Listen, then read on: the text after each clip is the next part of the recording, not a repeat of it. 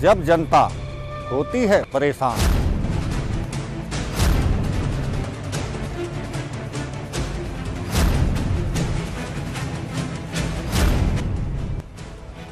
तो अधिकारी कैसे करते हैं समाधान।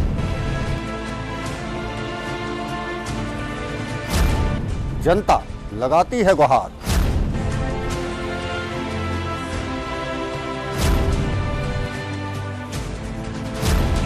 कैसा होता है अधिकारियों का व्यवहार।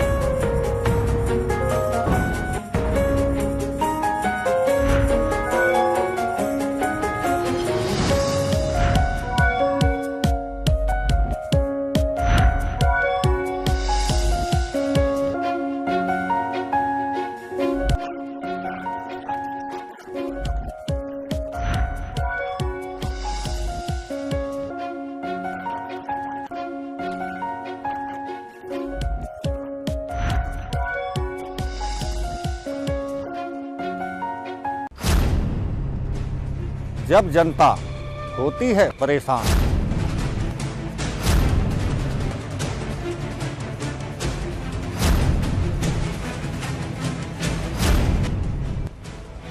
तो अधिकारी कैसे करते हैं समाधान।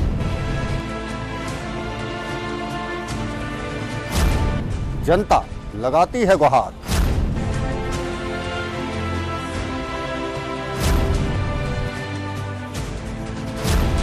कैसा होता है अधिकारियों का व्यवहार।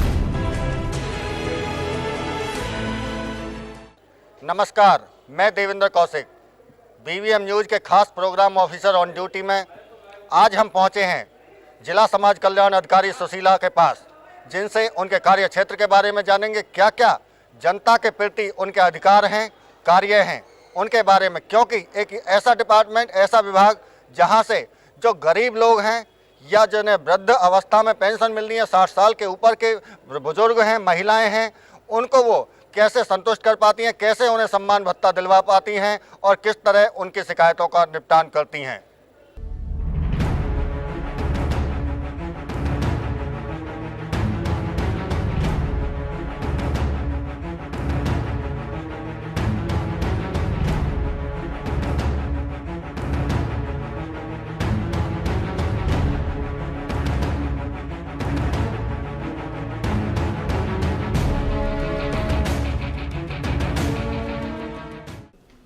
हमारे खास प्रोग्राम ऑफिसर ऑन ड्यूटी में आज हम पहुंचे हैं जिले की जिला समाज कल्याण अधिकारी सुशीला जी के पास, जिनसे जानेंगे उनके क्या क्या अधिकार हैं इस कुर्सी पर बैठने के बाद, और जो जनता है उनसे क्या एक्सपेक्टेशन रखती है और जनता की शिकायतों का वो कैसे निवारण करते हैं। क्या क्या है उनके सामने भी समस्याएं कहीं ना कहीं आती होंगी। जनता की जो शिकायतें हैं कई बार उन पर भी जनता भी नाराज़ होकर जाती है, तो उनको वो कैसे निपटाते हैं।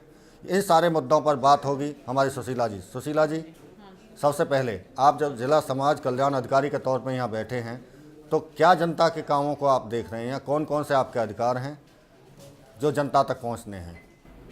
सबसे पहले आप लोगों का मेरा नमस्कार स्वीकार कीजिए और मैं आपके सामने अपने जो विभाग से विभिन्न स्कीमें हैं उनके बारे में अवगत कराना चाहती हूँ कि भी हमारी जो भी पेंशन से संबंधित हैं अलग अलग हैं, जैसे वृद्धावस्था सम्मान पेंशन है, विधवा समान पेंशन है, विकलांग समान पेंशन है, लाडली समान पेंशन है। जो भी स्कीम थी पहले हमें मैनुअल बांटी जाती थी, अब इस महीने जो पेंशन जाएगी, कोई भी चाहे शहरी क्षेत्र हो या गांव क्षेत्र, सारी की सारी पेंशन ईबीटी बैंक या पोस्ट ऑफिस के माध्यम से वितरित की जाए। कोई भी जगह ऐसी नहीं रही है जहाँ पे बैंक के माध्यम से और पोस्ट ऑफिस के माध्यम से ना बांटी जाए। तो हमने पूरा एरिया कवर कर लिया है। सबसे बड़ी जी पहले हम सुशीला जी पहले बात करेंगे हम आपके जो पेंशन की आपने बात की, वृद्धा पेंशन की, विकलांग पेंशन की, और किस तरह की कौन कौन सी योजनाएं हैं जो आपके ऑफिस से फलीभूत होनी है या सरकार की जो नीतियां हैं या योजनाएं आपके माध्यम से जनता तक पहुंचनी है। हाँ जी, पहले क्योंकि एक जो आप जो पेंशन की बात कर रहे हैं बैंकों से मिलने की, उस पर भी हम चर्चा करेंगे सिलसिलेवार। हमारी टोटल 11 पेंशन 11 तरह की स्कीम है सर। वृद्धावस्था पेंशन, विधवा, विकलांग पेंशन, लाडली पेंशन। एक विधवा के बच्चे होते हैं उनको भी वित्तीय सहायता देते हैं 2 बच्चों तक। अगर किसी का एक बच्चा है तो 500 रुपये और 2 बच्चे हैं तो 1000 रुपये। एक हमारी है राष्ट्रीय परिवार लाभ योजना स्कीम। वो स्कीम वो होती है किसी का हस्बैंड एक्सपायर हो जाता है, घर में मरने वाला मुखिया एक्सपायर हो जाता है, तो उसको 20,000 रुपये की सहायता एक मुफ्त किस्त दी जाती है। इसी तरीके से कोई दुर्घटना बीमा योजना है, राजीव गांधी परिवार बीमा योजना के नाम से स्कीम का नाम है, और इसमें 1 लाख रुपए की सहायता दी जाती है अगर बंदा एट ए स्पॉट डेथ हो जाती है। अगर उसको कोई एक्सीडेंट में कोई भी एक अंग खराब हो जाता है या 2 अंग खराब हो जाते हैं, परसेंटेज के हिसाब से उसको 25,000, 50,000, 75,000 ऐसी राशि दी जाती है। ठीक है। एक हमारी स्कीम है सर लाडली स्कीम, जिसके कोई लड़का ना हो, लड़की लड़कियां हो, उम्र 45 से 60 साल के बीच में हो, तो उनके लिए भी एक लाडली समान पेंशन दी जाती है। क्या इसमें जो आप उम्र की बात कर रहे हैं, माता पिता दोनों की उम्र 45 से ऊपर या दोनों की उम्र 45 से ऊपर होनी चाहिए, और फार्म फादर की तरफ से भरा जाएगा लेकिन सम्मान माँ को दिया जाएगा। ठीक है सर। एक हमारी है बोना भत्ता स्कीम। अगर कोई बंदा इस तरह अप्लाई करता है, बोना भत्ता स्कीम का लाभ लेना चाहता है, तो जेंट्स में उसकी जो भी सर्टिफिकेट दिया जाएगा सीएमओ द्वारा, उसमें हमने ये देखनी होती है हाइट कितनी है। अगर जेंट्स है तो उसकी हाइट होनी चाहिए 3 फुट 8 इंच, अगर लेडीज़ है तो 3 फुट 3 इंच होनी चाहिए। ठीक है। सीएमओ से सर्टिफिकेट लेके आए, जैसे और स्कीम भरे जाते हैं सेम वही प्रोसीजर है, वैसे ही फॉर्म भरा जाएगा। ऐसे एक किन्नर भत्ता है, अगर कोई किन्नर भी अप्लाई करे तो उसको भी 1200 रुपये की सहायता दी जा सकती है। उम्र 18 साल से ऊपर होनी चाहिए और सर्टिफिकेट उसने भी सीएमओ के द्वारा ही लगाना चाहिए। ये हमारी एक मंदबुद्धि बच्चे हैं सर, जो बच्चे बेड रिडन हैं, स्कूल में नहीं जा सकते, उन बच्चों को हम 700 रुपये की सहायता और दे रहे हैं। इसके अलावा विकलांगों की आपने पता है कि वजीफा बच्चों का जो भी सरकारी स्कूल हैं या मान्यता प्राप्त स्कूल हैं, तो उनको वजीफा देते हैं विकलांग बच्चों को।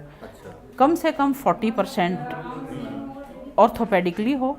अगर इस तरह के जो बच्चे स्कूल में पढ़ रहे हैं वो स्कूल के माध्यम से ही फार्म जमा करवाएं और स्कूल को ही उनका ड्राफ्ट बना के स्कूल ही भेज देते हैं। तो इस तरीके से पहले ये था, ये भी बैंक ऑनलाइन कर दिया है ताकि भी कोई दिक्कत ना हो बच्चे को।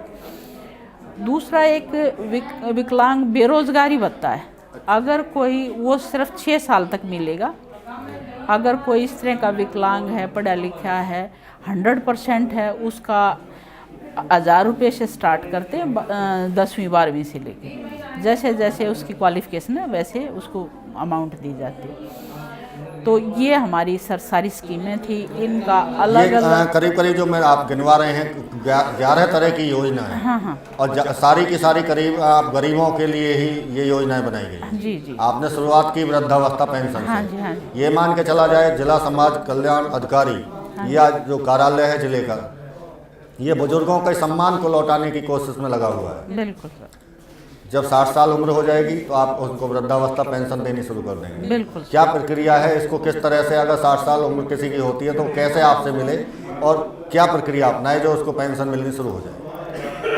इसमें ये है सर, अभी जो पहले था वोटर कार्ड को लेके चलते थे, पर उसमें कुछ थोड़ा सा गलत लोगों ने मिसयूज़ किया कि जाके इलेक्शन ऑफिस में कि भाई हमारी एज गलत लिखी गई, इसको ठीक किया जाए। तो इस तरह का उसमें हमें चुनाव आयोग से हमें पता चला कि भी बहुत सारे लोग अपनी उम्र को ठीक करवा रहे हैं। तो अभी जो नए सिरे से आया है वो एज का प्रूफ या तो स्कूल सर्टिफिकेट हो, बुजुर्ग का 10वीं का कोई सर्टिफिकेट हो, उसमें एज डेट ऑफ बर्थ लिखी हुई होती है। अगर पढ़ा लिखा नहीं है, अनपढ़ है, तो उसकी पैदाइश वो आपको हॉस्पिटल से मिल जाता है कि सीएमओ ऑफिस से, क्योंकि मान लो किसी गांव में बंदा है तो पैदा होता है तब भी चौकीदार रजिस्टर में दर्ज करके ले जाता है। अगर वो बंदा कोई मरता है उसका भी डेथ का रिकॉर्ड चौकीदार के माध्यम से ही कंसर्न एसएचओ के पास जमा होता है। वो फिर हमारे बड़ा हॉस्पिटल जो होता है हमारा, जैसे ये बादशाह खाना है, यहाँ पे पूरा रिकॉर्ड मिल जाता है। वो अगर कोई इस तरह का है कि मान लो अनपढ़ बंदा है, वो क्या करे, वो अपनी पैदाइश निकलवा सकता है कि अपना बता दे कि 3 साल का रिकॉर्ड देख सकते हैं, एक बार बताए कि भाई अनुमानित इस ईयर में पैदा हुआ था, तो वो 3 साल का रिकॉर्ड उसी फीस में देख के बना देते हैं जी। तीसरी चीज़, अगर दोनों एवज उनको ये भी नहीं पता एक्चुअली कौन से सन में पैदा हुआ, तो वो हमने बच्चों का करवाया है कि सरकार ने ये लिया कि भी अगर किसी लेडीज़ की पेंशन बनवानी है तो कम से कम 42 साल का बच्चा हो, जेंट्स की बनवानी है तो 40 साल का हो, क्योंकि थोड़ा 2 साल का गैप हस्बैंड वाइफ में ज़रूर मिलता है। हाँ जी, तो इस तरह का वो अपना एज का प्रूफ ये लेके आए। दूसरा, अपना हरियाणा ये होना चाहिए कि ये हरियाणा वासी हो, डोमिसाइल मस्ट है। आधार कार्ड लिंक, आधार कार्ड ज़रूरी है सर, ताकि भैया आधार कार्ड होगा तभी हम उसका फार्म भरेंगे। बाकी अपना एज प्रूफ के लिए राशन कार्ड वो है ही। जैसा हम देख रहे हैं आपके कार्यालय में जो शोर है वो भी एक कहीं ना कहीं जनता आपके पास में आती रहती है। हाँ जी, हाँ जी। तो ज़्यादातर क्या वृद्धावस्था पेंशन से जो जुड़े हुए हैं, अभी पीछे बैंकों से आपने वृद्धावस्था पेंशन को देने की शुरुआत की। हाँ जी। उस वक्त भी बड़ी मुश्किलें हुई बुजुर्गों के लिए। हाँ जी। तो क्या ये लगातार कंटिन्यू प्रोसेस चल रहा है? जी बिल्कुल ऐसा है सर कि शुरू में काफ़ी दिक्कत आई, कोई नई स्कीम को अलग तरीके से किया जा रहा था। IBT स्कीम के माध्यम से थोड़ा सा परेशानी ज़रूर आई, लेकिन बहुत जल्दी हमने हैंडल कर लिया था उसको। अलग अलग हमने जगह जगह कैंप लगवा के, जैसे नगर निगम में, वहाँ पे अगर इस तरह की भाई बुजुर्गों को सीधा यहाँ ना आना पड़े, मान लो किसी को ID नंबर लेना, पेंशन ID, वो 7 डिजिट का नंबर, तो उसमें कंप्यूटर से निकाल के उसका स्टेटस दिखा देते कि भाई आप ये ID लेके अपना खाता खुलवा के बैंक में अपलोड करवाएं। तो बंदों को थोड़ा सा जागरूक होने में टाइम तो लगता, लेकिन ऐसा कोई नहीं था कि भी लोगों की प्रॉब्लम सॉल्व नहीं हुई। थोड़ी सी परेशानी शुरू में आई कि वो सब बंदे ये सोचे कि मेरा काम आज ही हो जाए। तो एकदम 87,000 समथिंग पेंशन है, तो उसमें रूटीन में 1000 1500 लोग भी आए हैं हमने, लेकिन चाहे टाइम हमें एक्स्ट्रा लगाना पड़ा, 6 के बजाय 7 बजे तक यहाँ बैठे रहे हैं, तब तक हमारे पास पब्लिक है। हमने पूरा उनका सहयोग किया है कि भी कोई भी बंदा यहाँ आने के बाद वैसे वापस लौट के ना जाए, अपना ID नंबर जो भी लेना चाहे, अपना नाम है, अगर ID किसी को पता नहीं तो उसके हमने पासबुक पे डाल समाधान करके भेजा। कुछ लोगों के नाम गलत हो रहे थे, वो किस तरीके से हो रहे थे कि भी जैसे एक्सिस बैंक के माध्यम से 2011 में एक बार फिर सरकार का ये था कि भाई पेंशन बैंक के माध्यम से, उस टाइम पे एक्सिस बैंक को और फिनो कंपनी को ठेका दे दिया था। अच्छा। लेकिन एक बैंक के वो बस की बात नहीं थी, संभाल नहीं पाए, और उनमें से जैसे हमारे पास हिंदी में थी तो उन्होंने इंग्लिश में कन्वर्ट कर दिया, तो नाम में थोड़ा सा चेंजिंग होगी, जिससे अब खाता खुलवाने में कि मान लो आधार कार्ड में तो कुछ नाम मिल रहा है, हमारे पेंशन में कुछ आ रहा है, तो उन के लिए भी थोड़ी परेशानी आई कि भी अपलोड नहीं हो पा रहे, जब नाम मैच नहीं करेंगे तो कैसे होगा। तो उनके हमने मंगवा के कि भाई आप अपना फार्म भरो कि एक एफिडेविट दो, मेरा ये नाम है, अपने गांव के सरपंच से, शहर है तो पार्षद से अटेस्टेड कराओ कि मेरा यही नाम है। और एक एफिडेविट दे दो, ताकि हमारे ऊपर भी कोई दिक्कत ना आए कि भाई आपने कैसे कर दिया चेंज। भाई उसके साथ अपने जो भी दस्तावेज हैं, एज प्रूफ है या आधार कार्ड है, वो लगाओ। उसका हमने टोटली अगर हमारे पास 50 एप्लीकेशन भी आई हैं, 100 भी आई हैं, तो कोशिश रही है कि 5 बजे के बाद कंप्यूटर ऑपरेटर लगा के उसका समाधान उसी दिन करने की कोशिश किया, ताकि दिक्कत ना आए लोगों को। अच्छा सुशीला जी, एक बात और इसमें रह गई कि अगर वृद्धावस्था पेंशन अगर बनवानी हो तो वो कहाँ मिले, किससे मिले? क्योंकि 60 साल पूरे होने के बाद में कहीं ना कहीं आप तक पहुँचनी है, वृद्धावस्था पेंशन आपको बनानी है। तो यदि दूर दराज से है या शहर से है तो क्या किसी भी दिन आपसे पेंशन के लिए मिल सकता है, या कोई दिन फिक्स किए हुए हैं कि इस क्षेत्र से इस दिन आना है, इस क्षेत्र से वहाँ मिलना है? ये सारा क्या है तरीका? ऐसा है सर कि किसी भी टाइम आए, 24 घंटे दरवाजे खुले हुए हैं, कोई टाइमिंग फिक्स नहीं है मेरा। 9 से 5 दफ्तर में ही होती हूँ। कोई इस तरह की जांच वगैरह कोई के लिए ड्यूटी लगा दी एसकेएम साहब ने या डीसी साहब ने, वो अलग बात है। अच्छा। ना मैं लंच में भी कभी जाती नहीं हूँ, 9 से 5 यहीं होती हूँ दफ्तर में। ये कह रखा है कि भी जब मैं दफ्तर में हूँ, अगर कोई भी पब्लिक मेरे पास आना चाहती है, मिलना चाहती है, उसको रोका ना जाए। उनकी किसी भी टाइप की समस्या है, अगर वो कहते हैं कि नई पेंशन से संबंधित है, वो जानकारी भी मैंने खुद अपने लेवल पे यही सॉल्व करती हूँ। ये बताया जाए कि भी मेरी नई पेंशन बनवानी है मैडम, क्या क्या करना है, कहाँ पहुँचना है, सारा बाकायदा उसका फॉर्म लेके डीलिंग एंड से उसके ऊपर पूरा लिख के देते हैं कि ये दस्तावेज लगा के फला जगह भरिया जाता है, इस दिन आना। ये बंदा हमारा यहाँ कौन से दिन आना क्या है, आप कुछ थोड़ा सा उसे बताएं कि भाई अगर मुझे एनआईटी में कोई, अगर विधानसभा में कोई अगर बुजुर्ग पेंशन बनवाना चाहता है तो वो किस दिन आपसे मिले या कभी भी मिले? अभी जो हमारी प्रथा चल रही है वो अभी तक तो वही है पुरानी, नहीं तो ऑनलाइन। क्या है जो पुराना प्रथा क्या है सर कि हमारे अलग अलग डे फिक्स कर रखे हैं कि एनआईटी का एरिया है वो दूसरा वीरवार कर रखा है सर। अच्छा। हर महीने का दूसरा वीरवार वहीं 9 से 5 हमारा अजीत साहब वहाँ बैठा होगा, उसके ओरिजिनल दस्तावेज जो हों वो चेक करके उसी टाइम साइन करके, एक नगर निगम का जेडटीओ होता है, उसके भी साइन होते हैं, कमेटी का मेंबर, पार्षद के साइन सुइन वो अपने करवा के पहले ले आए होते हैं। उसकी फ़ोटोकॉपी जो हमें चाहिए होती है, जैसे एज का प्रूफ है हमारे, उसके साथ लगता है आधार कार्ड है। अब हम उसके साथ साथ ये भी कह देते हैं भी अपना खाता भी खुलवा लो, ताकि साथ में आपको दिक्कत ना आए। जी, पहले से खाता खुला हुआ होगा तो आसानी होगी। हाँ बिल्कुल, जाके अगर खाता खुला हुआ है तो आधार कार्ड भी उसके साथ लगा हो, तो अपना जाके जिस बैंक में है बनने के बाद जैसे फार्म आते हैं वहाँ चेक कर लिए जाते हैं। उसके बाद हमारा सेशन ऑफिसर अनुभाग अधिकारी के माध्यम से चेक करवाए जाते हैं कि कोई मान लो इतनी भीड़ भड़ाका होते कोई कमी रह जाए, फिर भी दोबारा चेक कर लो। एक बार ऑनलाइन होने के बाद बड़ा मुश्किल होता है फिर, ताकि भाई कोई कमी ना रह जाए। पहले डीलिंग एंड चेक करता है, उसके बाद सेशन ऑफिसर, उसके बाद मेरे साइन होते हैं। अच्छा। तब उसके बाद वेबसाइट पर डाला जाता है। ये तो रही एनआईटी की बात। यदि और क्षेत्रों से तो क्या आप बता सकते हैं हमारे दर्शकों के लिए कि आप इस दिन इस क्षेत्र से इस दिन मिले, इस क्षेत्र से इस दिन टाइम दिया हुआ है? जो नगर निगम बल्लभगढ़ है वहाँ पे हर महीने के दूसरे शुक्रवार को फार्म भरे जाते हैं। और वही प्रोसीजर है, वही बंदा लगा रखा है, अजीत डे अलग अलग कर दिए हैं। इसी तरीके से नगर निगम ओल्ड का है, वहाँ पे दूसरा बुधवार होता है और अजीत साय की 9 से 5 वहीं बैठेगा और वही फार्म चेक करके तब यहाँ लेके आता।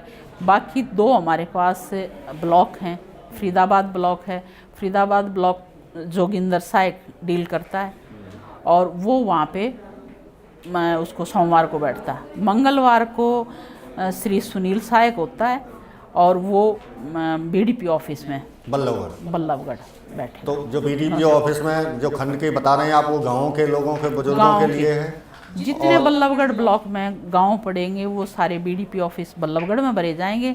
जो फरीदाबाद ब्लॉक है, फरीदाबाद ब्लॉक के अंदर जितने भी गांव होंगे वो फरीदाबाद ब्लॉक, फरीदाबाद नहीं बीडीपी ऑफिस में भरे जाएंगे। बुजुर्गों की पेंशन के लिए यदि आज फार्म दिया जाता है आपके दिन के हिसाब से, तो कितने दिन बाद बुजुर्ग समझें कि मेरी पेंशन मुझे मिलनी शुरू हो जाएगी? अगर मैं सब कुछ कागज़ मैंने सही दिए हैं और वेरिफिकेशन सारी सही हुई हैं, तो कितने दिन बाद उसको पेंशन मिलनी शुरू हो जाएगी? ऐसा सर, पहले तो रूटीन यही था कि मान लो इस महीने फार्म भरे हैं जी।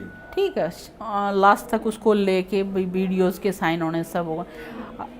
हमें एक हफ्ता दिया जाता था उसको चेक करने के लिए। अच्छा। एक हफ्ते के बाद जितने हैं वो स्ट्रेंथ देखी जाती है कि भाई टोटल इस महीने फार्म कितने आए, क्योंकि पूरा एरिया है फार्म तो NIT का एरिया तो आपने पता है कि कितने कितने फार्म आते हैं, उसमें से हमने छांटने भी पड़ते हैं कि भी कोई इनकम्प्लीट है।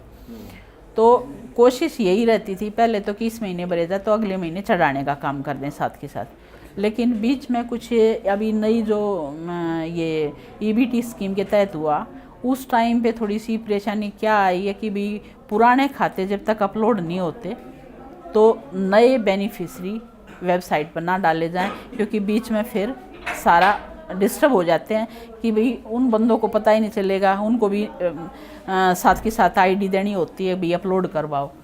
तो मेन दिक्कत ये आई है कि भाई हमने वो बीच में पेंडिंग रह गया हमारा कुछ काम। 8-9 महीने जो इसमें बैंक के माध्यम से कर रहे थे या पोस्ट ऑफिस के माध्यम से कर रहे थे, उसमें थोड़ा सा यूँ सफ़र कर गया काम है कि भी 8-9 महीने का काम अब 1-2 महीने में तो टाइम लगा है उसको सेट करने में। अब फिर आचार संहिता लगी, पीछे भी इसी तरीके से हुआ। आचार संहिता के बाद कोशिश रहेगी कि भी उसको लाइन पे लगा के और रूटीन रहे कि इस महीने में आते हैं तो अगले महीने में हम अपलोड कर दें, जी। जैसे पहले होता रहा। चलिए, ये तो रही वृद्धावस्था पेंशन की बात। एक छोटे से ब्रेक के बाद हम दोबारा उनसे बात करेंगे, क्योंकि जिस तरह से उन्होंने 10-11 योजनाओं की जो जिक्र किया है, अभी एक योजना उन्होंने बताई है जो सबसे बड़ी योजना वृद्धावस्था पेंशन, जो सम्मान भत्ता बुजुर्गों को दिया जा रहा है। तो उसके बाद हम ब्रेक के बाद एक बार फिर दोबारा से बात करेंगे, उनसे जानेंगे उनके मातहत काम करने वाले कर्मचारियों और अधिकारियों के बारे में, और अभी जो जनता की शिकायतें हैं उनको कैसे वो दूर करते हैं उसके बारे में जानेंगे एक छोटे से ब्रेक के बाद। जब जनता होती है परेशान,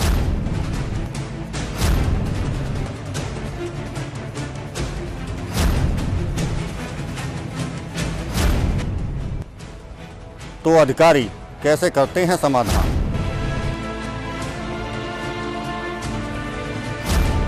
जनता लगाती है गुहार।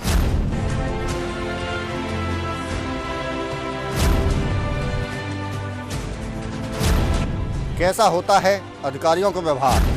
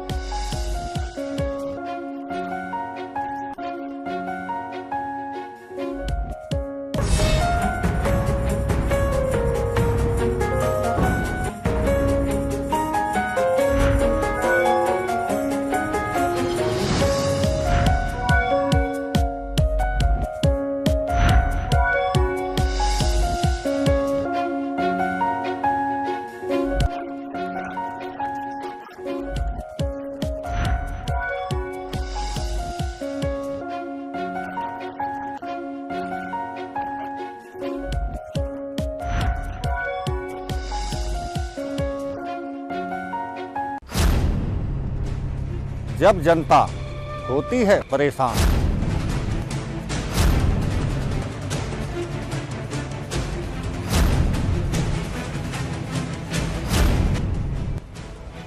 तो अधिकारी कैसे करते हैं समाधान।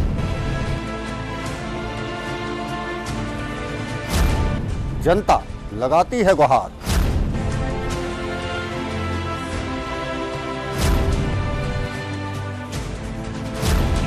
कैसा होता है अधिकारियों का व्यवहार। BVM न्यूज़ की खास पेशकर ऑफिसर ऑन ड्यूटी में ब्रेक के बाद एक बार फिर स्वागत है आपका। हम बात कर रहे हैं आज समाज कल्याण जिला अधिकारी सुशीला जी से, जिनसे बात हो रही है वो बता रही हैं कि वृद्धावस्था पेंशन या क्या क्या सरकार की योजना है उनके बारे में। अभी हमारी जो बात हुई वो वृद्धावस्था पेंशन को लेके बात हुई। उसके बाद में उनके पास अभी 10 योजनाएं और ऐसी हैं जनता के लिए जिन पर वो बात करेंगे हम उनसे और बताएंगे किस तरह से वो योजनाएं फलीभूत कर रही हैं और जनता कैसे उनका फ़ायदा उनसे उठाए। सुशीला जी, वृद्धावस्था पेंशन की बात हुई, उसके बाद में आपके पास में विधवा बेसहारा पेंशन है, ये क्या है, ये कैसे लोग आपसे लें इसको? विधवा पेंशन के लिए सर उसका डेथ सर्टिफिकेट होना ज़रूरी है जी, कि भी उसके घर वाले का डेथ सर्टिफिकेट जरूरी हो। दूसरी चीज़, कितनी पेंशन मिलेगी विधवा को अगर? 1200 रुपये थी। अब जो जनवरी पेड फरवरी पेंशन मिलनी है वो 1400 कर दी है सर। अच्छा, तो नेक्स्ट जो पेंशन मिलेगी वो 1400 ही मिलेगी सर, जनवरी पेड फरवरी। तो इसमें ये है जी, जैसे इनकम का क्राइटेरिया 2 लाख रुपए ही रखा है साल का। अच्छा, जिनका एक साल में 2 लाख रुपए 2 लाख से ज़्यादा ना हो इनकम। जी, दूसरा, इसमें 18 से ऊपर होनी चाहिए एज विधवा पेंशन है, क्योंकि ये तो आपने वैसे ही पता है कि भी सरकार की जो है कि भी किसी की शादी 18 साल से कम ना हो। तो विधवा के लिए भी वही है कि भी 18 साल से ऊपर हो एज। और इनकम का क्राइटेरिया हमने बता दिया। आधार कार्ड भी सेम जैसे ओल्ड एज जो पेंशन, वृद्धावस्था पेंशन में या विधवा पेंशन में है वही यहाँ बाकी लागू वही होगी। लागू होगी, सिर्फ उसमें डेथ सर्टिफिकेट चेंज हो सर्टिफिकेट। जाएगा। इसके बाद अगर बात करें हम विकलांग पेंशन योजना की, विकलांग में जो भी हमारा मुख्य चिकित्सा अधिकारी है उसका सर्टिफिकेट हो, कम से कम 70% ऑर्थोपेडिकल हैंडीकैप्ड हो। अच्छा, अगर ब्लाइंड है तो 100% हो। अगर मुख और बधिर है तो वो भी 100% हो। जो MR है मेंटल रिटार्डेड, जी। उनका IQ देखा जाता है, उसका मानसिक स्तर बिलो 50 होना चाहिए, अच्छा, तो तब पेंशन के लिए एलिजिबल होगा। एक राष्ट्रीय परिवार लाभ योजना है, हाँ सर, ये उसका क्या मायना है? ये कोई भी मान लो मुख्य पार्षद, जिसे ब्रेड विनर भी बोलते हैं, अगर उसकी मृत्यु हो जाती है तो उसके परिवार को एक 20,000 की किस्त मुफ्त दी जाती है। अच्छा, मुखिया, परिवार के मुखिया परिवार की की यदि मृत्यु हो जाती है, मृत्यु होने के बावजूद उम्र 18 से 59 साल के बीच में हो, अच्छा, तो उसको 20,000 रुपये की सहायता दीजिए। गरीबी रेखा में नाम हो, जो गरीबी रेखा BPL का कार्ड हो जिसके, हाँ, उसको 20,000 रुपये की एक बार सहायता दी जाती है मरने के। अच्छा। और ये फार्म 1 साल के अंदर अंदर भरना होता है। जी, मरने के उपरांत 1 साल के अंदर अंदर ये फार्म भरा जाए।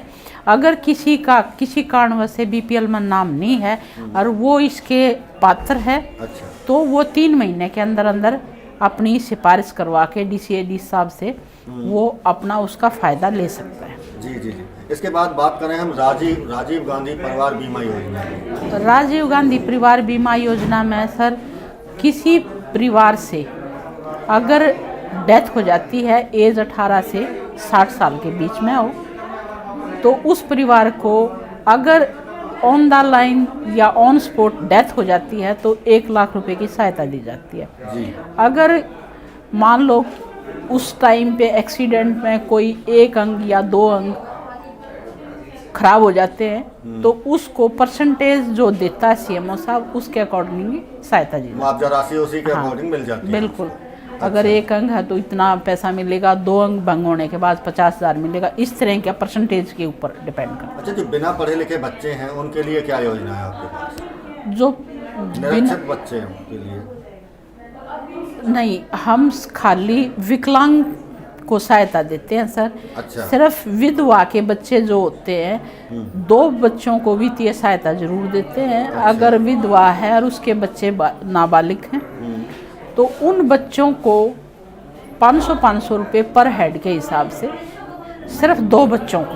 अच्छा, 2 बच्चों कब से से ज़्यादा कब तक मिलेंगे उनको? जब तक वो बालिग नहीं होते, जैसे मान लो वो 21 साल के हो जाते हैं तो ऑटोमेटिक फिर बंद हो जाता है। अच्छा अच्छा अच्छा। अच्छा, दूसरा विकलांग छात्रवृत्ति योजना भी आपके कार्यालय से ही मिलती है? जी सर, उसमें भी यही है। अगर कोई विकलांग बच्चे स्कूल में पढ़ रहे हैं तो उनको हम वजीफ़ा देते हैं, निःशक्त जन को वजीफ़ा देते हैं। वो जैसे जैसे वो क्लास होती है उसी का 1ली से 4थी क्लास का एक जैसा अमाउंट होता है, 400 रुपये। जी, 5वीं से आगे 8वीं तक का एक उसका अमाउंट फिर बढ़ जाता है, क्लास बढ़ती जाती है, अमाउंट उसी हिसाब से बढ़ता रहता है। अच्छा, इसके बाद हम बात करें विकलांग बेरोजगारी भत्ता।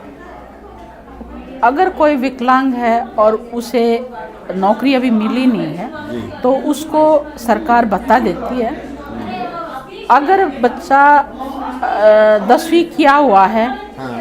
तो उसको 1000 रुपये, 100% विकलांग है तो 1000 रुपये से स्टार्ट करते हैं। अच्छा। अब जैसे जैसे क्वालिफिकेशन बढ़ती है उसी के हिसाब से अमाउंट बढ़ता जाता है और सिर्फ हम 6 साल तक देता है। 6 साल के बाद इसको बंद कर दिया जाता है। अच्छा। या तो अपना उसके लिए अप्लाई करना, तो फिर अपनी दूसरी स्कीम का फ़ायदा ले सकते हम बीच में आप ये भी बताते चलें कि जो इसके सर्टिफिकेट जो लगेंगे वो सारे एक जैसे ही हैं। हैं। हाँ, सर्टिफिकेट वही है, CMO का सर्टिफिकेट ज़रूरी है और इसका नाम दर्ज उसमें ज़रूर होना चाहिए।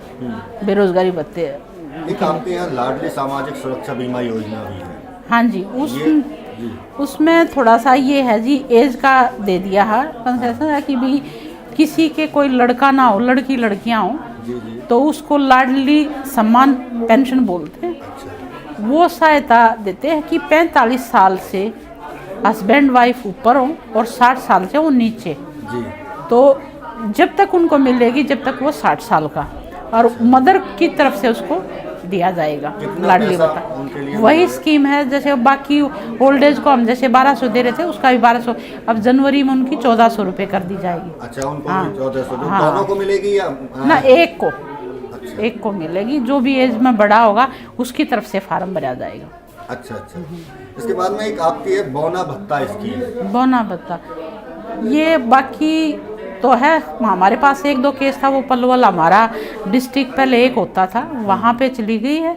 अभी ऐसा कोई भी केस नहीं आया हमारे पास, जबकि हम बीच बीच में पेपर में निकलवाते भी रहते हैं कि भी कोई स्कीम का फ़ायदा क्या है ये, किस तरह से कोई फ़ायदा उठाना चाहे तो कैसे उठाए? इसमें बौना भत्ता स्कीम है। अगर किसी कोई बौना है जिला फरीदाबाद में, वो अपना सर्टिफिकेट CMO से बनवाए। अच्छा। कि भी मेरी इतनी हाइट है और हम जो जेंट्स होता है उसकी हाइट 3 फुट 8 इंच होनी चाहिए।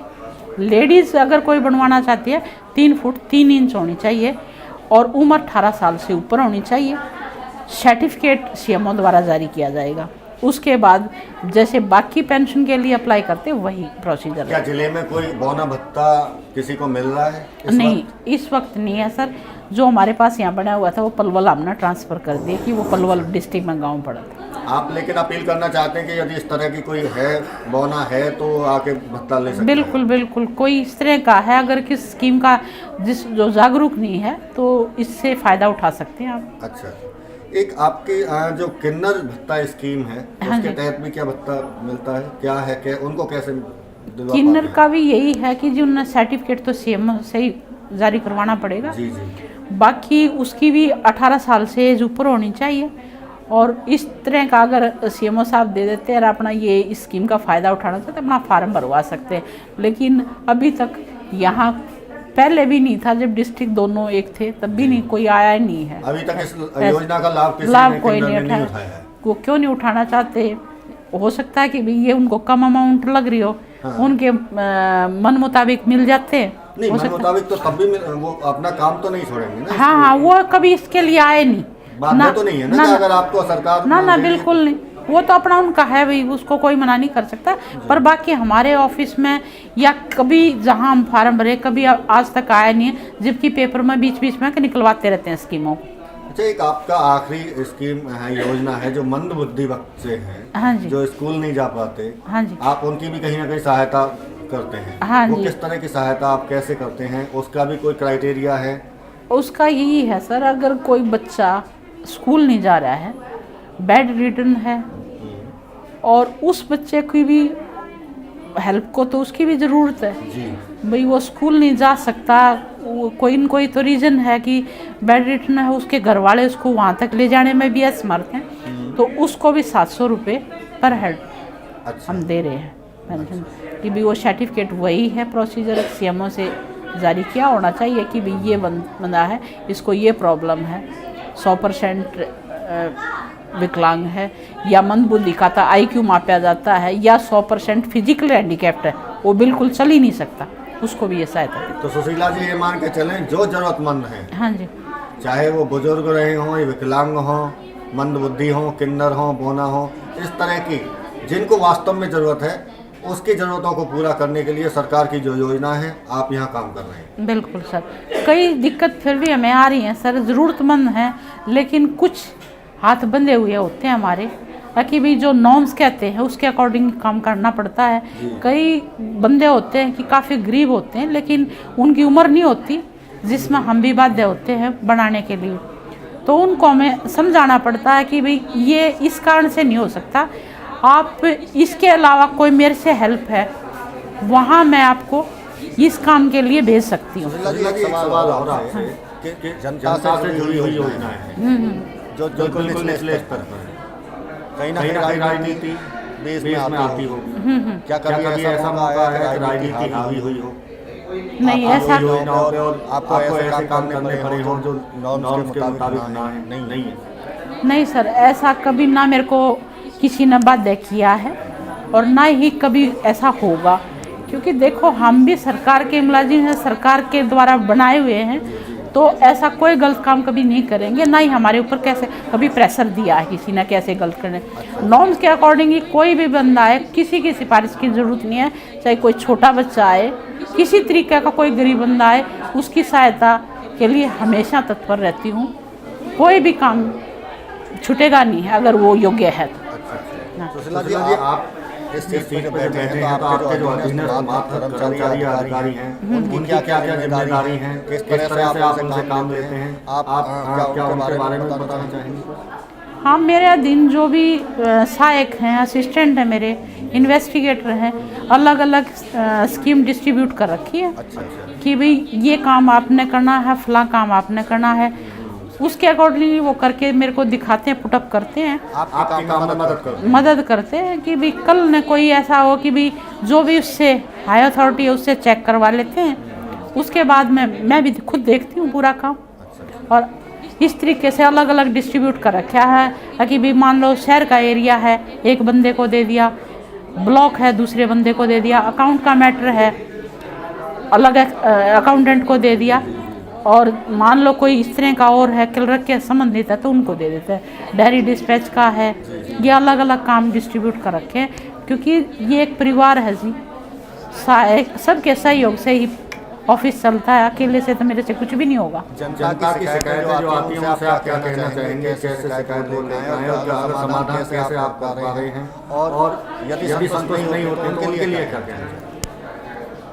ऐसा सर पूरी कोशिश रहती है कि अगर पब्लिक डीलिंग में सबसे बड़ी बात तो ये होती है पोलाइटली, हमारे बुजुर्ग हैं, हमारे आदरणीय हैं, हमारे माँ बाप भी हैं, हम वो भी कई बार हमें डांट देते हैं तो हमें उसका बुरा नहीं लगना चाहिए। रही बात अगर वो एलिजिबल है तो उसका समाधान एट ए स्पॉट करती हूँ, बताती हूँ कि भी किस तरीके से करना चाहिए, आपने ये फार्म भरना है, बुढ़ापे का भरना है तो कैसे कैसे क्या क्या फॉर्मेलिटी है, ये चीज़ लगा के आप फला जगह फला तारीख को जाओ और वहाँ पे आपका समाधान हो जाएगा। दूसरी अगर मान ले कई चीज़ ऐसी होती हैं कि भाई बंदा ना होने का नॉर्म्स के अकॉर्डिंग नहीं हो सकता तो उसको बड़े प्यार से समझा दिया जाता है कि भाई ये चीज़ है, अगर ये कागज़ नहीं है तब तक हम करने में असमर्थ हैं, क्योंकि आगे इसका ऑडिट भी होता है, गलत काम करने के लिए हमें बाध्य मत करो, हम आपसे माफ़ी चाहते हैं किस कारण से ये कागज़ की पूर्ति नहीं हो रही है। तो कोई बात नहीं, एक आध बार बुजुर्ग इससे नाराज़ भी हो जाते हैं लेकिन हम उन्हें प्यार से समझा देते हैं कि ताऊ ये कमी है, इसको अगर पूरा कर लो तो हम करने में हमें भी दिक्कत नहीं आएगी और आपको भी नहीं आएगी, आप गलत काम करने के लिए बाध्य ना करो। तो कोई इस तरह की समस्या अब सामने आती नहीं है, कभी छोटी मोटी होती है तो उसको मैं सॉल्व कर लेती हूँ खुद ही हैंडल कर। तो ये थी हमारे साथ समाज कल्याण के अधिकारी जिले की सुशीला जी, जिनसे हमने बात की ऑफिसर ऑन ड्यूटी अपने खास प्रोग्राम में उनके अधिकारों की, जनता की शिकायतों को किस तरह से निपटाते हैं उसके बारे में, और जिस तरह से इतनी बड़ी जिम्मेदारी के साथ में ये अपना कार्यालय जिम्मेदारी निभा रही हैं। एक सबसे बड़ी बात उनके लिए, क्योंकि बुजुर्गों की पेंशन, विकलांगों की जो ज़रूरतमंद हैं उनकी वो सहायता या सरकार की तरफ से जो योजनाएं हैं उनमें मदद कर रही हैं। सुशीला जी, अब आप हमें एक आपका औचक निरीक्षण कहाँ का होगा, क्या देखेंगे आप, कार्यालय को दिखाना चाहेंगे? तो हम पहुँचे हैं DSWO के कार्यालय में, जहां उनके साथ में जो अधीनस्थ काम कर रहे हैं उनके बारे में उनसे जानेंगे क्या यहाँ काम कर रहे हैं ये कार्यालय में। सुशीला जी, आप यहाँ जो आप लेके आए हैं कार्यालय में, इसमें क्या क्या काम हो रहे हैं और कौन कौन काम करने वाले आपके अधीनस्थ हैं? हाँ सर, ये हमारे अकाउंटेंट साहिबा हैं श्री सुनील कुमार साहब। ये जितना भी अकाउंट का मैटर है, चाहे वो हमारी सैलरी से संबंधित है या हमारी कोई और कंटीजेंसी हैं जो भी हैं, पहले तो खैर पेंशन के वैसे ही बिल बनते थे, ट्रेजरी से पास होते थे, सारा इनका काम होता है। एक साथ में इसको ब्लॉक भी दे रखा है। अभी थोड़ा सा जैसे काम कम हो गया है, बिल वगैरह बनने नहीं होते पेंशन के, वो अभी ये साथ के साथ हमारे एक ब्लॉक को भी डील करता है, बल्लभगढ़ ब्लॉक को। जी, आगे मोहतरम मैम हैं, वो क्या काम देख रही हैं? जो हमारी मैडम हैं, ये दर्शना मैडम हैं, क्लर्क हैं, इनके पास सीनियर सिटीजन जो डिस्प्यूटेड केस होते हैं वो आते हैं, उनकी इंक्वायरी वगैरह करते हैं। बाकी जो भी है इंक्वायरी करके आते हैं, बाकी दोनों पक्ष बुला के यहाँ समझौता होता है तो वो समझौता करवाते हैं। अगर मान लो नहीं होता तो आगे SDM साहब को फिर भेज देते हैं कि भी आगे इनको क्या निर्णय देंगे वो। उसके अलावा इनके पास और क्या है मैडम आपके पास? राष्ट्रीय परिवार लाभ योजना, जो BPL में नाम हो और परिवार का मुखिया मरने के बाद 20,000 रुपये सहायता चल रही है, वो स्कीम भी इनके पास है। और इधर जो बैठे हैं, ये कंप्यूटर डेटा इकट्ठा करने के लिए क्या क्या काम है? अब जो इधर बैठे हुए हैं सर, ये कंप्यूटर ऑपरेटर लगाए हैं आउटसोर्सिंग से हमने। अच्छा। इनका जो अभी पेंशन के रिगार्डिंग जितना भी है, किसी की ID है या आधार सीडिंग का चल रहा है, जो बैंक का काम था ये इनसे ही करवाया जा रहा है। कि क्यों बैंक ने खाते खोलते हुए आधार साथ में आधार सीडिंग का काम पेंडिंग छोड़ दिया।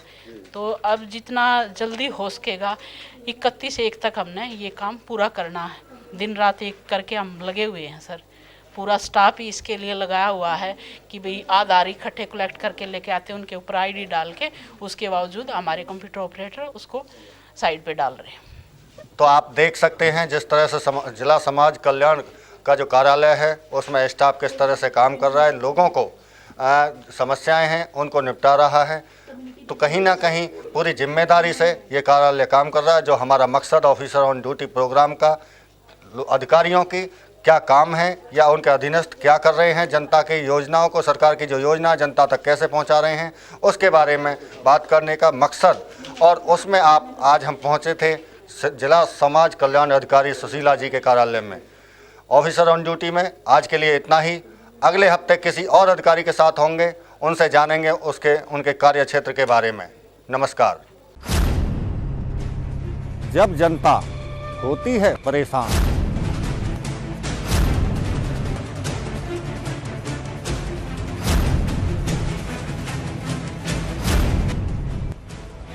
तो अधिकारी कैसे करते हैं समाधान? जनता लगाती है गुहार।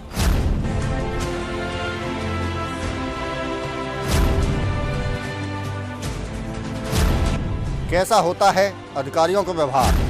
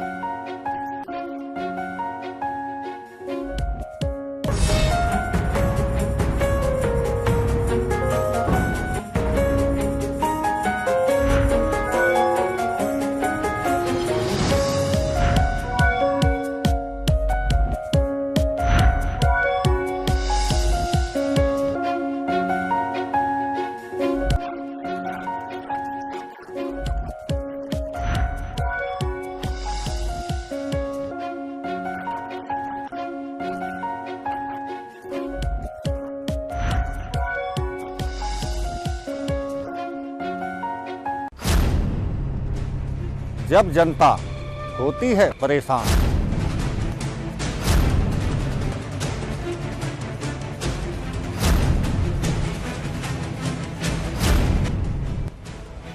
तो अधिकारी कैसे करते हैं समाधान।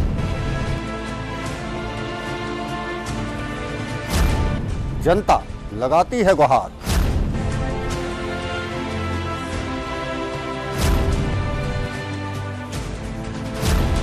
कैसा होता है अधिकारियों का व्यवहार।